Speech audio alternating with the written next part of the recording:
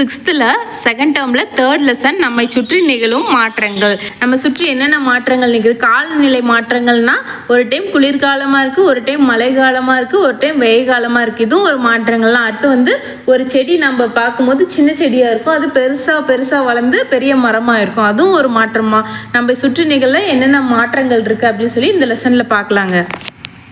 இந்த லெசன் பார்க்கறதுக்கு முன்னாடி நான் லெசன்லேருந்து ஒரு கொஷின்ங்க. ஒரே ஒரு முறை மட்டுமே பயன்படுத்தப்படும் மின்கலன் எது? ஆன்சர் தெரிஞ்சா கமெண்ட் பண்ணுங்க. நெக்ஸ்ட் இந்த லெசன் பார்த்துடலாம். ஒரு பொருள் தன்னுடைய நிலையிலிருந்து மற்றொரு நிலைக்கு மாறும் நிகழ்வு மாற்றம் அப்படின்னு சொல்லி சொல்கிறாங்க. அதுக்கு எடுத்துக்காட்டு கொடுத்துருக்காங்க பாருங்க. காகிதம் தீப்பிடித்து உடனே எரிகிறது. அப்புறம் ஆணி துருப்பிடிக்க சில நாட்கள் ஆகின்றன, அதுவும் ஒரு மாற்றம் தான். பால் தயிராக சில மணி நேரங்கள் எடுத்துக்கொள்கின்றன, அதுவும் ஒரு மாற்றம் தான்.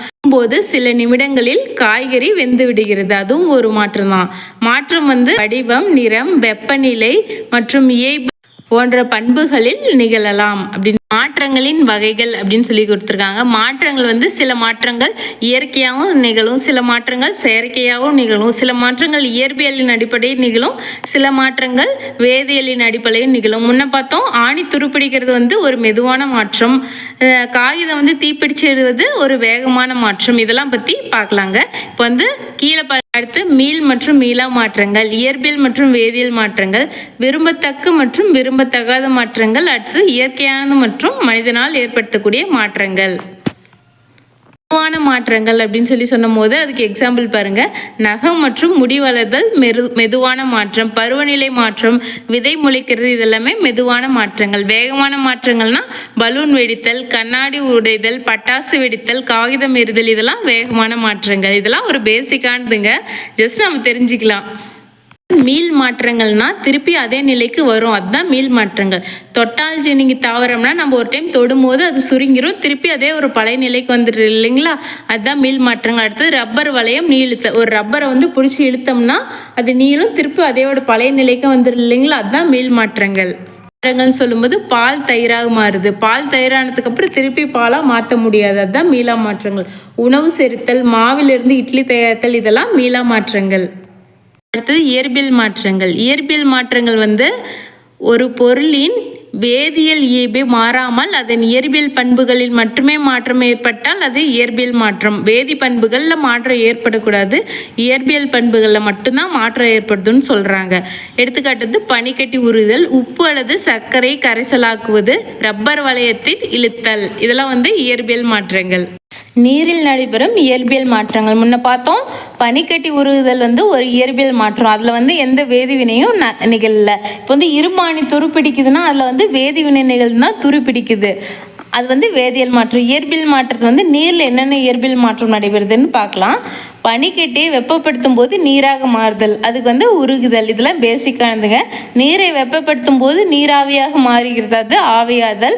நீராவியை குளிர்வித்து நீராக மாற்றல் ஆவி சுருங்குதல், இதை நோட் பண்ணிக்கோங்க. அடுத்தது நீரை குளிர்வித்து பனிக்கட்டியாக மாற்றுதல் உறைதல் அப்படின்னு சொல்லி சொல்கிறோம். ஒரு திடப்பொருளை வெப்பப்படுத்தும் பொழுது திரவமாகாமல் நேரடியாக வாயு நிலைக்கு மாறுவது பதங்குமாதல். ரொம்ப ரொம்ப முக்கியமானதுங்க.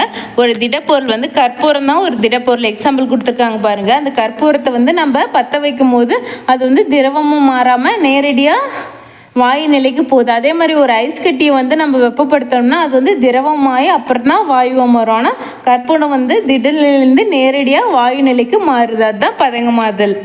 கரைதல் அப்படின்னு டாபிக் சொல்லியிருக்காங்க. இது நம்ம பார்க்கறதுக்கு முன்னாடி கரைதல் அப்படின்னு சொல்லி சொன்னோம்னா, ஒரு தண்ணி டம்ளரில் ஒரு சர்க்கரை போட்டு அதை கலக்குனா அது அந்த திடப்பொருள் அந்த நீரில் கரைஞ்சிரும், இதுதான் கரைதல். நெக்ஸ்ட் இங்கே கரைதல் என்ன கொடுத்துருக்காங்கன்னு பார்க்கலாம்.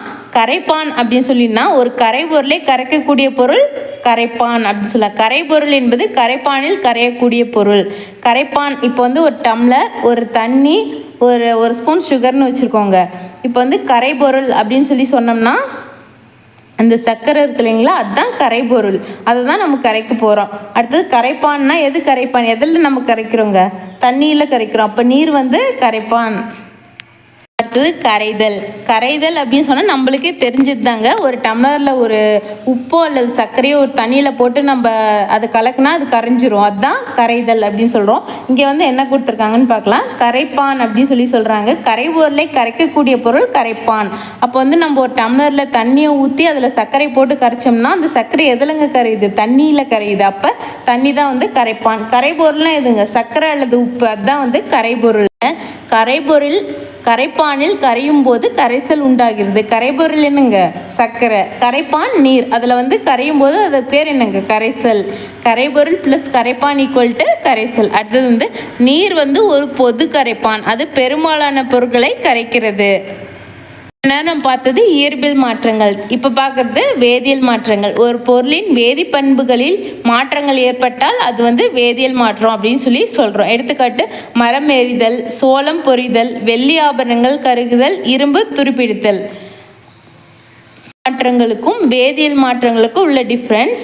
இயற்பியல் மாற்றங்களில் வந்து புதிதாக எந்த பொருளும் உருவாவதில்லை. இயற்பியல் மாற்றங்களில் புதிய பொருட்கள் உருவாகின்றன. புதிய பொருட்கள் உருவாகினா ஒரு இரும்பு வந்து துருப்பிடிக்கும் போது அந்த வந்து புதுசாக மேலே அந்த பார்த்தவொடனே கண்டுபிடிச்சிடலாம். மேலே ஒரு மாதிரியாக சொரசொரப்பாக இருக்கும் இல்லைங்களா, மெரூன் கலரில், அதுதான் துருப்பிடிக்கிறது. அதுதான் புதிய பொருள் உருவாகிறது அப்படின்னு சொல்கிறாங்க. இயற்பியல் மாற்றங்கள் வந்து ஒரு தற்காலிக மாற்றம். வேதியியல் மாற்றங்கள் வந்து ஒரு நிரந்தர மாற்றம். இயற்பியல் மாற்றங்கள் வந்து ஒரு மீள்வினை.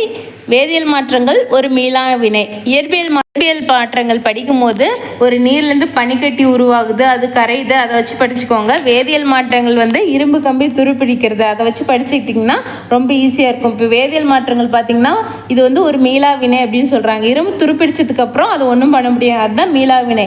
இப்போ வந்து இயற்பியல் மாற்றங்கள் வந்து பனிக்கட்டி உருகுனா மீண்டும் நம்ம குளிர் வச்சுன்னா அது பனிக்கட்டியாக மாறிடும், அதுதான் மீள்வினை அப்படின்னு சொல்கிறோம். வந்து இயற்பியல் மாற்றங்கள் வேதியியல் மாற்றங்கள் பார்த்துட்டோம். அடுத்தது வந்து விரும்பத்தக்க மாற்றங்கள் விரும்பத்தகாத மாற்றங்கள் அப்படின்னு சொல்கிறோம்.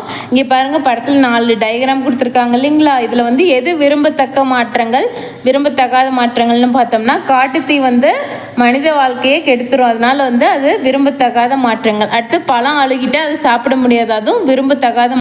இருந்து குஞ்சு பொறுத்தல் வந்து ஒரு விரும்பத்தக்க மாற்றங்கள். அடுத்தது காற்றாலையிலிருந்து மின்சாரம் நம்மளுக்கு தேவைப்படுது, அதனால அது வந்து ஒரு விரும்பத்தக்க மாற்றம். விரும்பத்தக்க மாற்றங்கள் பார்க்கலாம். சுற்றுச்சூழலுக்கு பயன் தரும் அல்லது சுற்றுச்சூழலை பாதிக்காத மாற்றங்கள் விரும்பத்தக்க மாற்றங்கள். எடுத்துக்காட்டு காய் கனியாதல், அடுத்து பருவநிலை மாற்றம், தாவரங்கள் வளர்தல், உணவு சமைத்தல், இதெல்லாம் வந்து விரும்பத்தக்க மாற்றங்கள். விரும்பத்தகாத மாற்றம்னா சுற்றுச்சூழலுக்கு தீங்கு விளைவிக்கும் மாற்றங்கள். எடுத்துக்காட்டு காடுகளை அழித்தல், முன்ன பார்த்தீங்களா, பழம் அழுகுதல், இரும்பு துருப்பிடித்தல், இதெல்லாம் வந்து விரும்பத்தகாத மாற்றங்கள். பாருங்க, இரும்பு துருப்பிடித்தல் இருக்கு, நீங்க வந்து அது வந்து வேதியியல் மாற்றம் தான் சொன்னீங்க, இங்க விரும்பத்தகாத மாற்றங்கள்லயும் இரும்பு துருப்பிடித்தல் வந்திருக்கு அப்படின்னு சொன்னீங்கன்னா அது வந்து வேதியியல் மாற்றங்களே வரும். விரும்பத்தகாத அது வந்து நம்ம ஒரு விரும்புகிற மாற்றம், விரும்பத்தகாத மாற்றம். எல்லாத்துக்கும் ஒரு பேசிக்கான ஒரு எக்ஸாம்பிள் தாங்க. வந்து இயற்கையான மற்றும் மனிதனால் ஏற்படக்கூடிய மாற்றங்கள். இயற்கையான மாற்றங்கள் அப்படின்னு பார்த்தோம்னா பூமியின் சுழற்சி, மழை பெய்யுறது, அமாவாசை முதல் பௌர்ணமி வரை நிலவின் நிலைகள், இதெல்லாம் வந்து இயற்கையான மாற்றங்கள். அடுத்து வந்து கீழ்காணும் படங்களை பார்த்து எந்த மாற்றங்கள்னு கண்டுபிடிக்கலாம். வெள்ளப்பெருக்கு வந்து ஒரு இயற்கை மாற்றம், மரச்சாமான்கள் வந்து ஒரு செயற்கை மாற்றம், நாற்று நடுதல் ஒரு செயற்கை மாற்றம், நிலச்சரிவு ஒரு இயற்கை மாற்றம். வந்து செயற்கை மாற்றங்கள் அப்படின்னு சொல்லலாம். இத்தகைய மாற்றங்கள் வந்து தன்னிச்சையாக நிகழாது, யாரோ ஒருவர் மூலமாக தான் அந்த மாற்றங்கள் நிகழும். எடுத்துக்காட்டு சமைத்தல், காடுகள் அழித்தல், பயிரிடுதல், கட்டிடங்கள் கட்டுதல், இதெல்லாம் வந்து மனிதனால் ஏற்படுத்தக்கூடிய மாற்றங்கள் அல்லது செயற்கை மாற்றங்கள் அப்படின்னு சொல்லலாம். இதோடு இந்த லெசன் முடிஞ்சுங்க. லெசனை பற்றி குயிக்காக ஒரு ரீகேப் பார்த்துடலாம். நம்ம சுற்றி நிகழும் மாற்றங்கள் அப்படின்னு சொன்னோம்னா மழை பெய்யறது ஒரு மாற்றம், பருவநிலை மாற்றங்கள், இது எல்லாமே ஒரு மாற்றங்கள். வேதியியல் மாற்றங்கள் பற்றி பார்த்தோம், இயற்பியல் மாற்றங்கள் பற்றி பார்த்தோங்க. வேதியியல் மாற்றங்களுக்கு என்னங்க எக்ஸாம்பிள்? இரும்பு துருப்பிடித்தல் வந்து வேதியியல் மாற்றம், பால் தயிராதல் வந்து ஒரு வேதியியல் மாற்றம். அடுத்து மீள் மாற்றங்கள், மீளா மாற்றங்கள் பற்றி பார்த்தோம். அடுத்து விரும்பத்தக்க மாற்றங்கள், விரும்பத்தகாத மாற்றங்கள். பழம் அழுகுதல் வந்து விரும்பத்தகாத மாற்றம், மின்சார உற்பத்தி ஆகிறது ஒரு விரும்பத்தகுந்த மாற்றம். அடுத்து வந்து இயற்கை மாற்றம், மனிதனால் ஏற்படுத்தக்கூடிய மாற்றம். இதெல்லாம் வந்து ஒரு பேசிக்கானதாக பார்த்தோம். அடுத்து வந்து கரைசல்னு பார்த்தீங்கன்னா கரைபொருள் ஒன்று இருக்கும், கரைப்பான் இருக்கும். கரைபொருள்னா என்னங்க? உப்பு அல்லது சர்க்கரை. கரைப்பான் வந்து நீர். இதோட முடிஞ்சுங்க. இப்போ புக் பேக் கொஸ்டின் பார்த்துடலாம். பனிக்கட்டி நீராக உருகும் போது ஏற்படக்கூடிய மாற்றம் நிலை மாற்றம் அப்படின்னு சொல்லி சொல்கிறான். ஏன் நிலை மாற்றம் அப்படின்னு சொல்லி சொன்னோன்னா அது வந்து திண்ம நிலையிலேருந்து திரவ நிலைக்கு மாறுது. இங்கே வந்து இயற்பியல் மாற்றம் அப்படின்னு கொடுத்துருந்தா நம்ம இயற்பியல் மாற்றம்னு போடலாங்க. இங்கே இயற்பியல் மாற்றம் இல்லை, அதோட நிலையை பொறுத்து தான் கொடுத்துருக்காங்க. பனிக்கட்டினா திண்ம நிலையிலேருந்து திரவ நிலைக்கு மாறுறதுனால நிலை மாற்றங்கள். ஈரத்துணி காற்றில் உலரும் போது ஏற்படக்கூடிய மாற்றம் இயற்பியல் மாற்றம். பால் தயிராக மாறுவது ஒரு மீளா மாற்றம். பால் வந்து தயிரானதுக்கு அப்புறம் திருப்பியும் பாலாக்க முடியாது, வந்து மீளா வினை அப்படின்னு சொல்லலாம். கீழ்கண்டவற்றுள் விரும்பத்தக்க மாற்றம் எது அப்படின்னா பருவநிலை மாற்றம். அடுத்தது காற்று மாசுபாடு அமிலமலை வழிவகுக்கும், இது ஒரு என்ன மாற்றம்? காந்தம் இரும்பு ஊசியை கவர்ந்திழுக்கும், இது ஒரு மீள் மாற்றம். முட்டை வேக வைக்கும் போது டேஸ் மாற்றம் நிகழ்னா மீளா மாற்றம். நமக்கு ஆபத்தை விளைவிப்பவை டேஸ் மாற்றங்கள்னா விரும்பத்தகாத மாற்றம். தாவரங்கள் கருமை, இது ஏன் என்ன சொல்கிறாங்கன்னா தாவரங்கள் வந்து அது ஸ்டார்ச்சை உருவாக்குதுன்னா தாவரங்கள் வந்து பச்சையத்தின் உணவுப் பொருள் தயாரிக்குதுன்னு படிச்சிருப்போம் இல்லைங்களா. அதுதான் வந்து அது ஒரு இயற்கையான தாவரங்கள் வந்து நாம் மனிதனால் ஏதாவது நாம் போய் அதுக்கு வந்து உணவு தயாரிக்கிறதுக்கு ஏதாவது நம்ம பொருட்கள் கொடுக்குறோங்களா? இல்லை, அதனால வந்து ஒரு இயற்கை மாற்றம்.